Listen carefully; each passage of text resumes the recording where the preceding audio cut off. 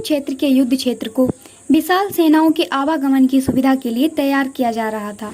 उन्होंने हाथियों का इस्तेमाल पेड़ों को उखाड़ने और जमीन साफ करने के लिए किया। ऐसे ही एक पेड़ पर एक गौरैया अपने 4 बच्चों के साथ रहती थी। जब उस पेड़ को उखाड़ा जा रहा था तो उसका घोंसला जमीन पर गिर गया, लेकिन चमत्कारी रूप से उसकी संतानें अनहोनी से बच गईं। लेकिन वो अभी बहुत छोटे होने के कारण उड़ने में असमर्थ थे। कमजोर और भयभीत गौरैया मदद के लिए इधर उधर देखती रही। तभी उसने कृष्ण को अर्जुन के साथ वहां आते देखा। वे युद्ध के मैदान की जांच करने और युद्ध की शुरुआत से पहले जीतने की रणनीति तैयार करने के लिए वहां गए थे। उसने कृष्ण के रथ तक पहुंचने के लिए अपने छोटे पंख फड़फड़ाए और किसी प्रकार श्री कृष्ण के पास पहुंची। हे कृष्ण, कृपया मेरे बच्चों को बचाएं, क्योंकि लड़ाई शुरू होने पर कल उन्हें कुचल दिया जाएगा। सर्वव्यापी भगवान बोले, मैं तुम्हारी बात सुन रहा हूँ, लेकिन मैं प्रकृति के कानून में हस्तक्षेप नहीं कर सकता। गौरैया ने विश्वास और श्रद्धा के साथ कहा, प्रभु, आप कैसे और क्या करते हैं वो मैं नहीं जान सकती। आप स्वयं काल के नियंता हैं, यह मुझे पता है। मैं सारी स्थिति एवं परिस्थिति एवं स्वयं को परिवार सहित आपको समर्पण करती हूँ। भगवान बोले, अपने घोंसले में 3 सप्ताह के लिए भोजन का संग्रह करो। गौरैया और श्री कृष्ण के संवाद से अनभिज्ञ अर्जुन गौरैया को दूर भगाने की कोशिश करते हैं। गौरैया ने अपने पंखों को कुछ मिनटों के लिए फुलाया और फिर अपने घोंसले में वापस चली गई। 2 दिन बाद शंख के उद्घोष से युद्ध शुरू होने की घोषणा की गई। कृष्ण ने अर्जुन से कहा कि अपने धनुष और बाण मुझे दो। अर्जुन चौंका, क्योंकि कृष्ण ने युद्ध में कोई भी हथियार नहीं उठाने की शपथ ली थी। इसके अतिरिक्त अर्जुन का मानना था कि वह ही सबसे अच्छे धनुर्धर हैं। मुझे आज्ञा दें भगवान, अर्जुन ने दृढ़ विश्वास के साथ कहा। मेरे तीरों के लिए कुछ भी अभेद नहीं है। चुपचाप अर्जुन से धनुष लेकर कृष्ण ने एक हाथी को निशाना बनाया, लेकिन हाथी को मार के नीचे गिराने के बजाय तीर हाथी की गले की घंटी में जा टकराया और एक चिंगारी सी उड़ गई।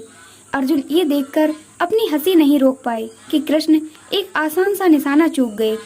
क्या मैं प्रयास करूं? उसने स्वयं को प्रस्तुत किया। उसकी प्रतिक्रिया को नजरअंदाज करते हुए कृष्ण ने उन्हें धनुष वापस दिया और कहा कि कोई और कार्रवाई आवश्यक नहीं है। लेकिन केशव, आपने हाथी को क्यों तीर मारा? अर्जुन ने पूछा।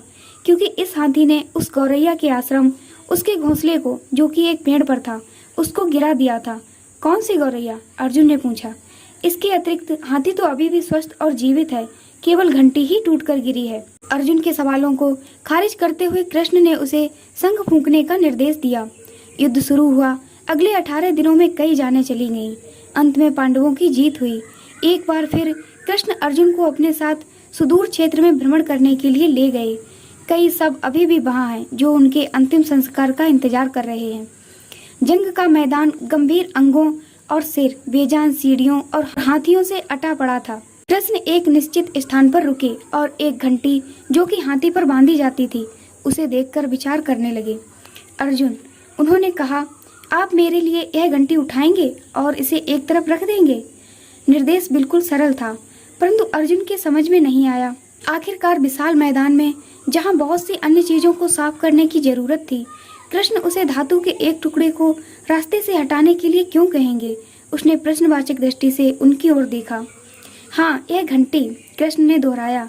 यह वही घंटी है जो हाथी की गर्दन पर पड़ी थी, जिस पर मैंने तीर मारा था।